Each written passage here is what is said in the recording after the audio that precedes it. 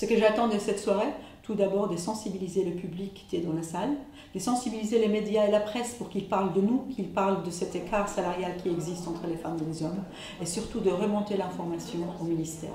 Donc déjà diffuser cette information, interpeller les femmes et les hommes, c'est déjà un acte important. C'est ce qu'on a fait un stand-up, centre-ville de Lyon, voilà, place place de la République.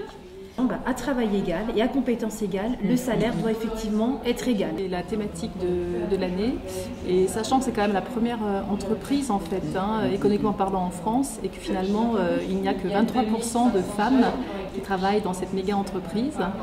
PPW, qui est une organisation internationale, une ONG internationale qui a été créée aux États-Unis en 1930. Donc vous imaginez, les Américains ont commencé il y a bien longtemps, et nous sommes le premier réseau féminin qui œuvre pour la promotion du leadership des femmes dans le monde. Chez nous, il n'y a pas de diffamation. Donc chaque pays, selon le pourcentage d'écart salarial, on choisit la date. Donc en Autriche, c'est le 13 avril. Et en France, on est le 7 avril.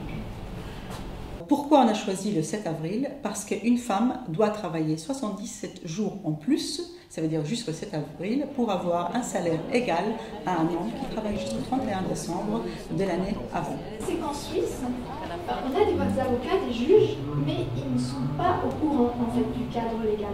Parce que la thématique de la LEG n'est enseignée que dans un module optionnel. Ce qui fait qu'environ 84% des personnes, des plaignantes, les plaignants qui ont testé l'égalité salariale ont perdu leur procès. Tout simplement parce qu'il y a une méconnaissance du cadre légal. Le travail de l'épouse était considéré comme de l'entraide familiale. Donc on a vu beaucoup, et moi je l'ai même vu en arrivant ici il y a une vingtaine d'années, on voyait encore beaucoup de femmes qui avaient consacré la totalité de leur vie professionnelle, mais des vies longues, 40 ans en plus, arrivées à l'âge de la retraite en n'ayant absolument aucune je parle même pas de reconnaissance, mais aucun revenu. Il faut faire un petit peu attention. C'est vrai que d'un certain point de vue, les femmes, elles se vendent moins, elles osent moins revendiquer des augmentations de salaire, etc. Mais moi, je commence à entendre de plus en plus qu'en quelque sorte, si les femmes ont des salaires inférieurs aux hommes, c'est un peu de leur faute, quoi. Alors quand vous êtes une femme et de surcroît esthéticienne, que vous arrivez dans les instances consulaires, on dit « Oh là là, qu'est-ce que ça va être ce truc-là » Alors au début, surtout, on vous dit tu te tais, tu dis rien, t'écoutes, d'accord? Mais moi, je sais pas faire. Quel est l'écart, pas des salaires, mais de la retraite entre les femmes et les hommes? On arrive à 60% en France.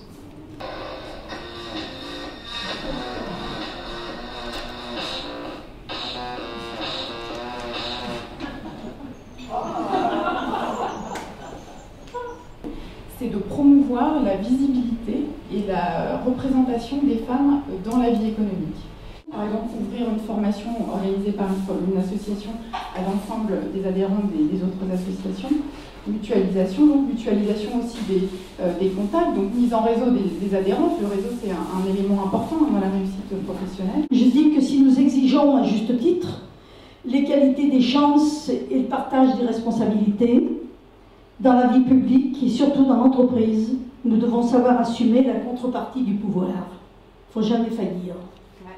L'estime de soi-même et la confiance en soi, c'est quelque chose de fondamentalement différent entre un homme et une femme. Une fille qui a plutôt un tempérament féminin, qui sous-estime complètement son potentiel et ses qualités, et du coup qui, elle, a le sentiment de dire non, on ne va jamais réussir à gagner cette médaille d'argent aux Jeux Olympiques. Et quand il fait la comparaison avec le basket masculin dans lequel il est aujourd'hui, tous les garçons sur le terrain sont convaincus, même après une défaite, que le lendemain, ils sont capables de battre n'importe qui. Je propose toujours plus bas, je me fixe un plafond, je me dis par exemple 5 000 € par mois, mais je propose 3 000 parce que je me dis ensuite on va discuter. Et ce que j'observe, c'est que systématiquement, les garçons, les hommes que j'ai en face de moi discutent et on arrive à se mettre d'accord à peu près à la mi-temps. Mais les femmes, je reste toujours sec parce qu'elles disent « Ah bah oui ». Les choses bougeront peut-être un petit peu plus quand les conseils d'administration seront un petit peu plus mixtes.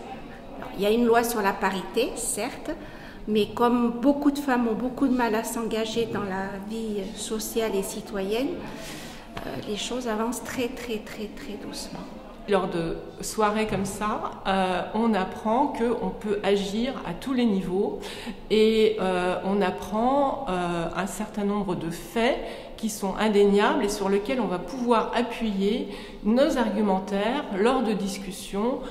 Donc dans la continuité des différents témoignages entendus ce soir, l'objectif de BPW France est de produire un livre blanc qui sera destiné au ministre aux droits des femmes, Najat Vallaud-Belkacem, dont le contenu spécifique sur les femmes artisanes est de donner des éléments de ressources et de contraintes sur le parcours des femmes artisanes.